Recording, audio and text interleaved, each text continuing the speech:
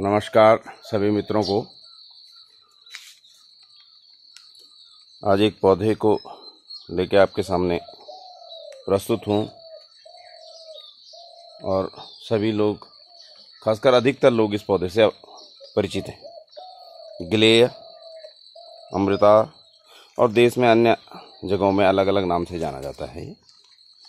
इसका botanical name है Tinospora cordifolia. इसके पत्ता पान के पत्ते की जैसी संरचना। आजकल इस पौधे का जिक्र इसलिए कर रहा हूँ क्योंकि कोविड-19 के कारण सभी लोगों के जुबान पर एक शब्द है कि इम्यूनिटी, रोग प्रतिरोधक क्षमता बढ़ाने का। ये देख लीजिए आप बेल पूरा। तो रोग प्रतिरोधक क्षमता, ये इम्यूनिटी बढ़ाने का, इससे अच्छा विकल्प शायद मॉडर्न साइंस में भी नहीं है।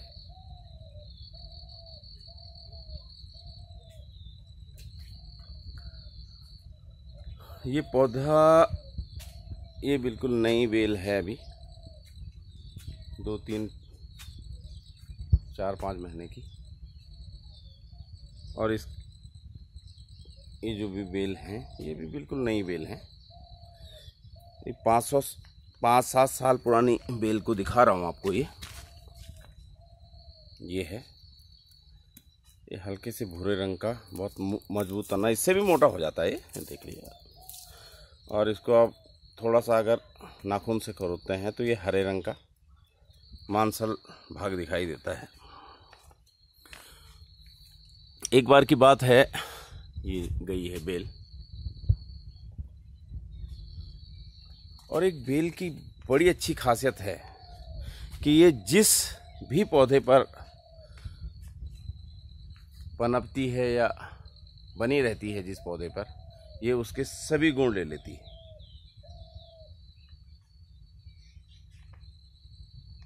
और आयुर्वेद में नीम गिलोय को सर्वोत्तम माना जाता है क्योंकि ये बेल अपने अंदर नीम के भी सभी गुण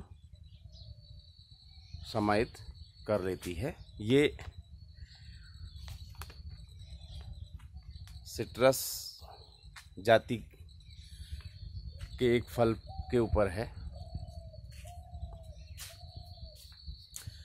और इस पौधे का यहाँ पर लगने का कारण ये हुआ कि एक भाई साहब हैं यहाँ, ये देखिए कितना घना हो जाता है। उनको एक बार बुखार आया और कम से कम 1 साल तक हफ्ते 10 दिन में इनको बुखार आते रहे। और एलोपैथी से कुछ नहीं हुआ। तो एक बार उन्होंने मुझे कहा कि यार गिले लेके आओ। तो मैं लाया था। उस समय भाई साहब ने अपने यहाँ पे लगा दी थी। और तब से 5-7 साल हो गए हैं, बुखार की समस्या उन्हें नहीं है। वो 2 तरीके से इसे पीते हैं। एक तो ठंडे पानी में इसको कूट लेते हैं और उसके रस को इसमें पी लेते हैं। दूसरा, कभी कभी ठंडियों में वो गर्म पानी के साथ इसका काढ़ा बनाकर पीते हैं। और तब से मैंने नहीं सुना है कि उनको कोई बुखार की शिकायत आई। ये बेल खाने के लिए उत्तम है क्योंकि जो नई बेल है ये उतने कारगर नहीं होती है। और जो ये बेल है, ये जो मोटी बेल है, इसका सत बनाने के लिए बहुत कारगर है। इसका सत बनाया जाता है। कोशिश करूंगा आपको एक दिन सत को बनाकर दिखाऊं, मैंने पाउडर फॉर्म में गिले को दिखाऊं मैं इसे।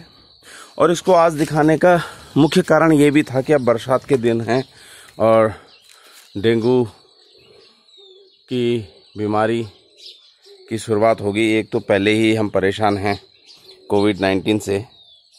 और डेंगू में क्या होता है कि बुखार आता है और प्लेटलेट्स कम होती हैं। तो बुखार का इलाज तो हो जाता है सिंपल पैरासीटामोल से भी, और इसको खाने से भी बुखार नियंत्रित हो जाता है।